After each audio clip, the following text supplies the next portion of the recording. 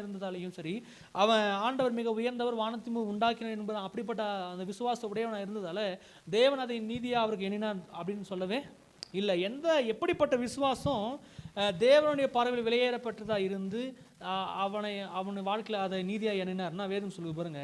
இந்த சந்ததி அப்படின்றது ஆபிரகாம் சந்ததி வெளிப்பாட்டின் அடிப்படையில் அது கிறிஸ்துவை அடையாளப்படுத்தக்கூடிய ஒன்றா இருக்குது. அப்போது கிறிஸ்துவை வெளிக்கொண்டு வருகிற அவர் நமக்குள்ள செயல்படக்கூடிய, அதாவது கிறிஸ்துவை வெளிக்கொண்டு வர அவர் நமக்குள்ள கிரியை செய்ய வல்லவர் அப்படின்றத அவன் விசுவாசித்த அந்த விசுவாசம் தான் தேவனுடைய பார்வையில் வெளியேறப்பெற்ற ஒன்றாய் அது கருதப்படக்கூடிய ஒன்றா இருந்தது. அல்லேலூயா. அப்போது ஆதியாகமம் 15ஆம் அதிகாரத்துக்கு முன்பாக வரைக்கும் அவன் பெற்ற காரியங்கள்லாம் வெளிப்புறமாக இருந்தது. ஆனால் அவனுக்கு ஒரு சந்ததி இருக்கிறது அப்படின்றது அது வெளிப்புறமான ஒரு காரியம் இல்லை, அவனுக்கு உள்ள தேவன் கிரியை செய்கிறதே அடையாளப்படுத்தக்கூடிய ஒன்றா இருக்குது. அதனால் நம்ம சொன்னோம் ஆதியாகமத்தில் ஆபிரகாம் சந்ததி அவர்களெல்லாம் தேவனுடைய பிரசன்னத்தில் வாழ்ந்த மக்களை என்ன பண்ணுறாங்க,